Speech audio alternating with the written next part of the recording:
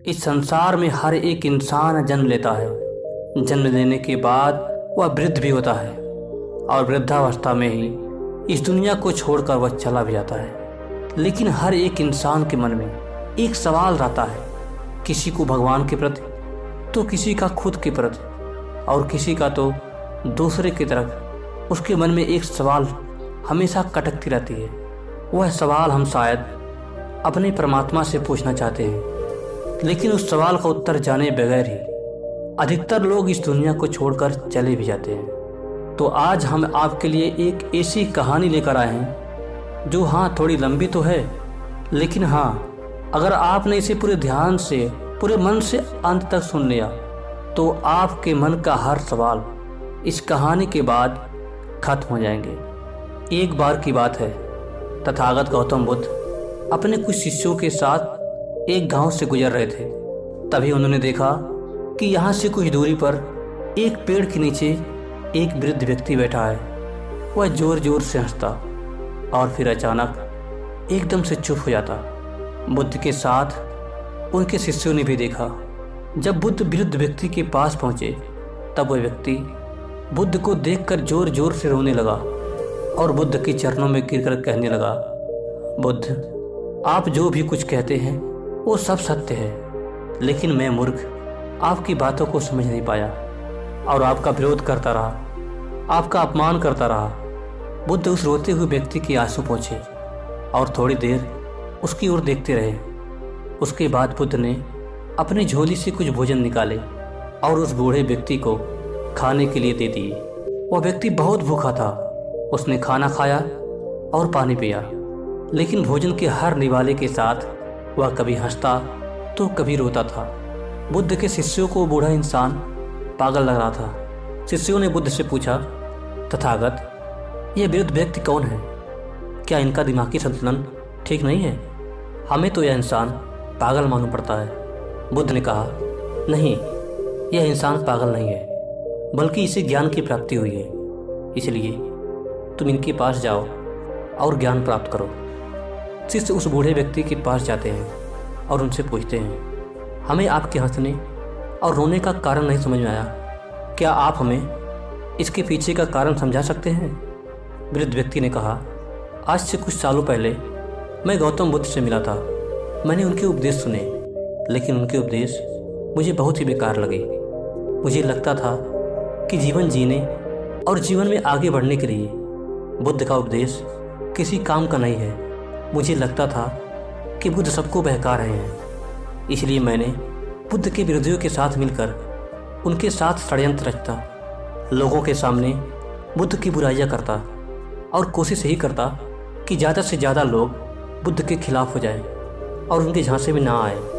बुद्ध अपने उपदेशों में कहा करते थे कि ज़रूरत से ज़्यादा धन इकट्ठा करने से इंसान को दुख मिलता है, लेकिन मुझे बुद्ध की ये बात बिल्कुल बेतुकी लगती थी। बुद्ध अपने उपदेशों में ये भी कहते थे कि झूठ मत बोलो, मदिरा का सेवन मत करो, किसी को ठगो मत। लेकिन बुद्ध की ये बातें मुझे बिल्कुल बेतुकी लगती थी, क्योंकि उस समय मैं यही सब करता था। अपना व्यवसाय बढ़ाने के लिए लोगों से झूठ बोलता था और ज़्यादा फायदा के लिए लोगों को ठगता था, और मदिरा पान तो मेरी ज़िंदगी का एक हिस्सा था। लेकिन उन दिनों में ये भी देख पा रहा था कि जो लोग बुद्ध का अनुसरण करते हैं वो ज़्यादा सुखी और शांत जीवन व्यतीत कर पा रहे थे, जबकि उन लोगों के पास ज़्यादा कुछ होता नहीं था। लेकिन इन लोगों से कुछ सीखने के बजाय मैं इनसे नफरत करता था। यही सोचकर मैं रो रहा हूँ कि ये बातें मुझे उस समय क्यों न समझ में आई। ये बातें मुझे अब समझ में आ रही है, जब मैं इतना बूढ़ा हो गया हूँ। मेरे पास अब ज़्यादा समय नहीं है और मैं हंस इसलिए रहा हूँ कि यहाँ के सभी लोग वही गलती कर रहे हैं जो मैंने की थी, और इन्हें भी मेरी तरह ये बातें तब समझ में आएगी जब समय इनके हाथ से निकल चुका होगा, और फिर ये भी मेरी तरह पछताएंगे कि काश पहले ये बातें समझ गई होती। शिष्यों ने कहा, आपको अपने जीवन से जो ज्ञान प्राप्त हुआ है, कृपया वो ज्ञान हमारे साथ भी साझा कीजिए, ताकि हम सबके ज्ञान में भी वृद्धि हो सके और हम सब भी जीवन के गहराइयों को समझ सके। उस बूढ़े व्यक्ति ने अपने दोनों हाथ जोड़कर कहा, महात्मा बुद्ध के शिष्य हैं आप लोग। बुद्ध से ज़्यादा जीवन के गहराइयों को कोई नहीं जानता। मैं तुम्हें वो नहीं बता सकता जो तुम्हें बुद्ध बता सकते हैं, लेकिन फिर भी जितना मैंने जीवन को जाना है उतना मैं आप सभी को बताऊंगा। अपने जीवन के अंतिम पड़ाव में आकर मैंने जाना कि इस दुनिया का हर एक इंसान प्रतिस्पर्धा में शामिल है। सब एक दूसरे से ज़्यादा दौड़ लगाने में भाग रहे हैं और एक दूसरे से आगे निकलना चाह रहे हैं। खुद को दूसरों से श्रेष्ठ साबित करना चाहते हैं और ये आगे निकलने की दौड़ बचपन से ही चालू हो जाती है। जब मैं छोटा था तो अपने मित्रों से आगे निकलना चाहता था। मैं चाहता था कि मेरे पास मेरे मित्रों से अच्छे खिलौने हो, ज़्यादा सुंदर कपड़े हो। मैं उनसे ज़्यादा समझदार और होशियार बनने की कोशिश में लगा रहता था। मेरी माँ बहुत सख्त थी। वो मेरी मर्जी के खिलौने और मिठाइयाँ लेने से रोकती थी। इसीलिए मेरे मन में कभी कभी ये ख्याल आता कि अगर ये मर जाए तो मैं स्वतंत्र हो जाऊंगा और अपनी मर्जी से मिठाइयाँ और खिलौने ले पाऊंगा। लेकिन ऐसा नहीं हुआ। तो मैंने सोचा कि मैं जल्दी से बड़ा हो जाऊं ताकि मैं बड़े बच्चों की तरह अपने फैसले खुद ले सकूं और फिर अपनी मर्जी से मिठाइयाँ और खिलौने भी ले पाऊंगा। और ऐसे ही मेरा बचपन गुजर गया और मैं जवान हो गया। लेकिन तब तक मुझे खिलौने और मिठाइयाँ बिल्कुल व्यर्थ लगने लगी। लेकिन अब नए तरीके का दौड़ शुरू हो चुका था। मैं अपने मित्रों, पड़ोसियों और रिश्तेदारों से ज़्यादा धन कमाना चाहता था ताकि मैं उन्हें दिखा सकूं कि मैं उन सबसे ज़्यादा काबिल हूँ। मैं उन सबसे बड़ा बनना चाहता था, अच्छे कपड़े पहनना चाहता था ताकि सभी लोग ये देखकर मेरा सम्मान करें। इसके लिए मैंने लोगों से झूठ बोला, लोगों के खिलाफ षड्यंत्र भी रचा, उन्हें ठगा। लेकिन ये सब मुझे उस समय सही लग रहा था। मैं सोचता था कि केवल इसी तरीके से ही जीवन में आगे बढ़ा जा सकता है और बहुत सारा धन कमाया जा सकता है। फिर कुछ समय बाद मेरे माता पिता ने मेरा विवाह कर दिया। मेरी पत्नी बहुत सुंदर थी और मेरा ख्याल रखती थी। मुझे उसकी हर एक बात अच्छी लगती थी। लेकिन बहुत सालों तक हमारा कोई संतान नहीं हुआ। मुझे इस बात की चिंता सताने लगी कि मेरे बुढ़ापे का सहारा कौन बनेगा। जब मैं अपने मित्रों के घर पर उनके बच्चों को हंसता खेलता देखता तो मुझे बहुत दुख होता कि मेरे घर भी बच्चों की किलकारियाँ ऐसे गूंजती होती। लेकिन बहुत ही जल्द भगवान ने मेरी सुन ली और हमारा भी एक पुत्र हुआ। उस दिन मैं बहुत खुश हुआ। मुझे लगने लगा कि अब मुझे सब कुछ मिल गया, अब और मुझे कुछ नहीं चाहिए। लेकिन बहुत ही जल्द मेरे मन में ख्याल आने लगा कि मेरे 2 पुत्र हो तो मेरा जीवन और भी आसान हो जाएगा। और इस बार भी भगवान ने मेरी सुन ली और मैं दूसरे पुत्र का पिता बना। मैंने अपने पिता के व्यापार को बहुत आगे तक बढ़ाया। एक दिन मेरी पत्नी ने कहा कि तुम्हारे पिता ने तो इस व्यापार को सिर्फ शुरू ही किया था, इसे बड़ा तो तुमने ही बनाया है, सारी मेहनत तुम्हारी है। और वैसे भी अब तुम्हारे माता पिता बूढ़े हो चुके हैं, उन्हें व्यापार को तुम्हारे हाथ में देकर तीर्थ यात्रा पर निकल जाना चाहिए। मुझे भी ये बात ठीक लगी। इस बारे में मैंने अपने पिता से बात की, लेकिन उन्होंने साफ ही मना कर दिया। मुझे मेरे पिता पर बहुत क्रोध आया और उस दिन के बाद मुझे मेरे पिता की बात बहुत बुरी लगने लगी। मुझे व्यापार में कुछ भी करने से पहले उनसे एक बार पूछना पड़ता था और ये बात मुझे बहुत ही बेकार लगती थी। अब मैं स्वतंत्र होना चाहता था। घर और व्यापार के सारे नियम मैं खुद ही बनाना चाहता था। और बहुत ही जल्द ईश्वर ने मेरी ये बात भी सुन ली। अचानक ही मेरे पिता बहुत बीमार पड़ गए। अब मुझे लगने लगा कि मेरे पिता अब बहुत ही जल्द इस दुनिया से चले जाएंगे। मुझे इस बात से दुखी होना चाहिए था, लेकिन मैं कहीं ना कहीं अंदर से खुश था कि अब मुझे टोकने वाला कोई नहीं होगा। मैं सारे नियम अपनी मर्जी से बना सकूंगा। मेरे पिता की हालत बहुत ज़्यादा ख़राब होने लगी, यहाँ तक कि वो अब बोल भी नहीं पा रहे थे। वैद्य ने कहा कि अब इनके पास बहुत ही कम समय है कि इनसे आखिरी बार आकर भेंट कर लें। 1 सप्ताह से ज़्यादा समय हो चुका था। मेरे पिता की हालत बेहद ही ख़राब थी। तभी मेरी पत्नी ने पीछे से आकर मुझसे कहा, अब सभी लोग इनको देखकर जा चुके हैं, लेकिन अभी भी ये जिंदा क्यों हैं, ये मरते क्यों नहीं। मुझे भी मेरी पत्नी की बात सही लगी कि अब तो इन्हें मर ही जाना चाहिए, कम से कम ये अपने दुख से छुटकारा तो पा लेंगे। अगली सुबह जब मैं सोकर उठा और अपने पिता के कमरे में गया तो पाया कि मेरे पिता का देहांत हो चुका था। मेरी माता उनके सिर के पीछे बैठकर रो रही थी। उस समय मुझे भी बहुत दुख लगा। मैंने पिता के साथ बिताए अच्छे पल मेरे आंखों के सामने आ रहे थे। मैं भी अपनी माँ के साथ जोर जोर से रोने लगा। फिर मैंने निर्णय किया कि मैं अपने पिता की यात्रा बड़े धूमधाम से निकालूंगा, ताकि सभी लोग ये देख सके कि मैं अपने पिता से कितना प्रेम करता था। और मैंने ऐसा ही किया। बड़े ही भव्य तरीके से अपने पिता की अंतिम यात्रा निकाली। लोग बड़े आश्चर्यचकित थे।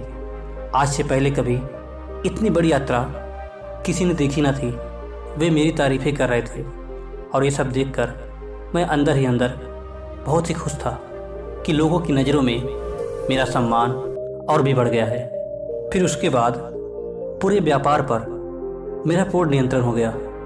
मैं अपनी मर्जी से हर निर्णय लेने लगा और अपने व्यापार को खूब आगे बढ़ाया। उसके लिए मैंने जो कुछ भी हो सकता था सब कुछ किया। धन के प्रति मेरी हवस और भी बढ़ती जा रही थी। कुछ ही सालों में मैं अपने नगर का सबसे अमीर व्यापारी बन गया। अब तक मेरे दोनों बेटे भी जवान हो चुके थे। मैंने अपने बेटों की शादियां दूसरे नगर के अमीर व्यापारी से की, ताकि वो मेरे व्यापार में मेरी सहायता कर सके और मेरा व्यापार और बढ़ सके। फिर एक दिन मेरी माँ की तबीयत खराब हुई और वो भी इस दुनिया से चल बसती हैं। अब मैं भी धीरे धीरे बुढ़ापे की तरफ बढ़ रहा था। मेरे बच्चे व्यापार में मेरा हाथ बटाने लगे। फिर अचानक कुछ सालों के बाद मेरी पत्नी का देहांत हो गया। उस दिन मुझे किसी के जाने का दुख हुआ। मैं एकदम अकेला सा महसूस करने लगा और उदास रहने लगा। फिर किसी ने मुझे बुद्ध के बारे में बताया। मैं बुद्ध के पास गया और उनके प्रवचन सुने, लेकिन उनके उपदेश मेरे सोच के बिल्कुल खिलाफ था। मैं उनकी बातों से बिल्कुल भी सहमत नहीं था। मेरी तरह वहाँ और भी लोग थे जो उनकी बातों से सहमत नहीं थे। इसीलिए हम लोगों ने मिलकर बुद्ध के खिलाफ बोलना शुरू कर दिया। फिर ऐसे ही कुछ साल और गुजर गए। मैं अपने पुत्रों के साथ व्यापार को और बढ़ाता रहा, लेकिन अब दिनों दिन मेरा शरीर कमज़ोर होता जा रहा था, स्वास्थ्य खराब होता जा रहा था। इसीलिए अब ज़्यादातर व्यापार पुत्र ही संभाल रहे थे। फिर एक दिन मेरी हालत कुछ ज़्यादा ही खराब हो गई। मैंने अपने इलाज में बड़े से बड़े वैद्य को बुलाया, लेकिन कोई परिणाम नहीं निकला। मेरी हालत दिनों दिन खराब होती जा रही थी। फिर एक दिन मेरा बड़ा पुत्र मेरे पास आता है और कहता है, पिताजी, अब आप बूढ़े हो चुके हैं और आपकी तबीयत भी अब ठीक नहीं रहती। इसीलिए अब आप पूरा व्यापार मेरे ऊपर छोड़ दें, मैं उसे संभाल लूँगा। और छोटे भाई की भी चिंता ना करें, मैं उसे भी संभाल लूँगा। यह सुन मैंने कहा, अभी तो मैं बीमार हूँ, मरा नहीं हूँ। मैं कुछ ही दिनों में फिर से स्वस्थ हो जाऊँगा। मेरा बड़ा बेटा चला गया। उसके जाने के बाद मेरा छोटा बेटा आया और बोला, पिताजी, आप पूरा व्यापार मेरे हाथों में सौंप दें, मैं उसे आपके ही तरह आगे बढ़ाऊंगा। आप तो जानते ही हैं कि बड़े भैया नशे करते हैं, इसलिए व्यापार चलाना उनके बस की बात नहीं। इसलिए आप सारा व्यापार मेरे नाम कर दीजिए। मैंने कहा, पुत्र, मैं अभी सिर्फ बीमार हूँ, कुछ ही दिनों में मैं फिर से ठीक हो जाऊँगा। यह सुन वह भी वहाँ से चला गया। लेकिन मेरी हालत कुछ ज़्यादा ही खराब होती जा रही थी। वैद्य ने भी कह दिया कि अब मेरे पास ज़्यादा वक्त नहीं है, इसीलिए सभी मित्रों और रिश्तेदारों को मिलने के लिए बुला लो। यह सुन मेरे पुत्र और मेरी बहुएं रोने लगी। मेरे पुत्र रिश्तेदारों और मित्रों को पत्र लिखने लगे कि वो आखिरी बार आकर मुझे देख ले। मैं पड़ा सब कुछ देख रहा था। मैं अभी जिंदा था, लेकिन मेरी मौत की तमाशा मेरे ही सामने चल रहा था और मैं कुछ भी नहीं कर पा रहा था। आज पहली बार मुझे मेरे पिता के बेबसी का एहसास हुआ। धीरे धीरे सारे रिश्तेदार मुझे देखने आने लगे। वे मेरे पास आकर बैठते और कहते, आपके बिना मेरा काम कैसे चलेगा। मैं सोचता था कि अभी तो मैं जीवित हूँ, फिर ये जीते जी मुझे क्यों मार रहे हैं। उन्हें मेरे मरने का दुख नहीं था, उन्हें दुख था कि मेरे मरने के बाद उनका काम कैसे चलेगा। सब स्वार्थी हैं और अब तो मेरे पुत्र भी संपत्ति और व्यापार को लेकर मेरे सामने ही लड़ने लगे हैं और इस लड़ाई में उनकी पत्नियां भी उनका साथ दे रही थी। आज ज़िंदगी में पहली बार मुझे महसूस हुआ कि पूरी ज़िंदगी बर्बाद करके मैंने जो धन कमाया वो किसी काम का नहीं। वो धन मेरी ज़िंदगी नहीं बचा सकता, मुझे ठीक नहीं कर सकता, और यही धन मेरे पुत्रों के बीच नफरत का कारण बन रहा है। जिस धन के पीछे मैं बचपन से लेकर आज तक भागता रहा, इसे कमाने के लिए न जाने कितनों से झूठ बोला, कितनों को ठगा और न जाने कितनों के घर बर्बाद कर दिए। काश ये बात उस दिन मुझे पता चल जाता जिस दिन मेरे पिता बिस्तर पर पड़े थे, तो मैं अपने जीवन को एक नई दिशा दे सकता था। ऐसे ऐसे काम कर सकता था जो लोग मुझे मरने के बाद भी याद कर सके, क्योंकि तब मेरे पास समय, ऊर्जा और पैसा तीनों थे। लेकिन जब ये बात मुझे समझ आई तब तक बहुत देर हो चुकी थी। मैंने अपने दोनों पुत्रों को अपने पास बुलाकर पूछा, तुम मेरी अंतिम यात्रा कैसे निकालोगे। बड़े पुत्र ने कहा, पिताजी, अगर आप सारा व्यापार मेरे नाम कर देते हैं तो मैं आपकी अंतिम यात्रा बड़े ही भव्य तरीके से निकालूंगा, ऐसे कि इस नगर के सारे लोग देखते रह जाएंगे और समझ पाएंगे कि आप यूं ही इस नगर के सबसे बड़े इंसान नहीं थे। तभी छोटे बेटे ने कहा, पिताजी, अगर आप सारा व्यापार मेरे नाम करके जाते हैं तो मैं आपकी अंतिम यात्रा ऐसे निकालूंगा जैसे कि किसी राजा महाराजा की ना निकली हो। लोग आपकी अंतिम यात्रा को सालों तक याद रखेंगे। बस आप सारा व्यापार मेरे नाम कर दें। और इतना कहकर दोनों पुत्र आपस में लड़ने लगे। फिर उनकी पत्नियां भी अपने अपने पति के साथ इस लड़ाई में उलझ गई और मैं पड़ा पड़ा ये सोचता रहा कि ये सब कुछ मैंने बनाया, अपनी मेहनत, अपने हाथों से बनाया हो, और आज ये सब कुछ छूट रहा है। मेरी बनाई हुई संपत्ति से ही मेरा सौदा किया जा रहा है। मैं अब तक इस घमंड में रहता था कि मैंने सबसे सफल जीवन जिया है, लेकिन उस दिन महसूस हुआ कि अभी तो जीना शुरू भी नहीं किया था और अंतिम समय आ गया। सारा जीवन बस यूं ही भागा दौड़ी में गंवा दिया। मैंने कितने लोगों को मरते देखा, अपने पिता को, अपनी माँ को, अपनी बीवी को और अपने मित्रों को। सबकी यात्रा उस शमशान में जाकर खत्म हो जाती है। मैं भी सभी के साथ यहाँ पर आया, पर कभी भी मैंने यह महसूस नहीं किया कि एक दिन मैं भी यहीं पर आऊँगा। पता नहीं किस चीज़ में उलझ गया। बचपन में उलझा तो बुढ़ापे तक उलझा ही रहा। अब जाकर कुछ समझ में आया तो अब समय ही नहीं। सब कुछ हाथ से रेत की तरह फिसल गया, बस पश्चाताप रह गया।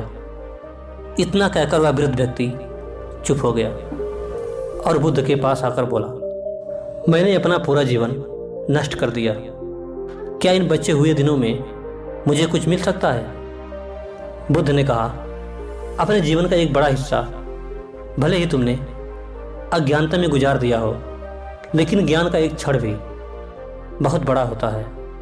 तुम्हारे पास अब जो समय है वह ज्ञान से पूर्ण है, इसीलिए बचे हुए समय में तुम्हें जो कुछ भी मिले उसे सहजता से स्वीकार करो। सांसें या मौत, बचे हुए जीवन को पूर्णता के साथ देखो। जो बीत गया उसके लिए पश्चाताप मत करो। पूरी तरह वर्तमान के हर पल को जियो। वर्तमान में केंद्रित हो जाओ और जो तुम्हें मिल रहा है उसे स्वीकार करो। जितना रहस्य जीवन में है उससे कहीं ज़्यादा रहस्य मृत्यु में है। जितना खुशी जीवन नहीं दे सकता है उससे ज़्यादा खुशी मृत्यु दे सकती है। बस तुम इसे पूरे होशपूर्वक देखना। जीवन के एक एक क्षण को देखना, बीते हुए कल का पश्चाताप मत करना, केवल इस पल के साथ, इस क्षण के साथ एक हो जाना। फिर जो जागृति, जो ज्ञान तुम्हारे अंदर आएगा अंतिम क्षणों में, वही तुम्हारी सहायता करेगा।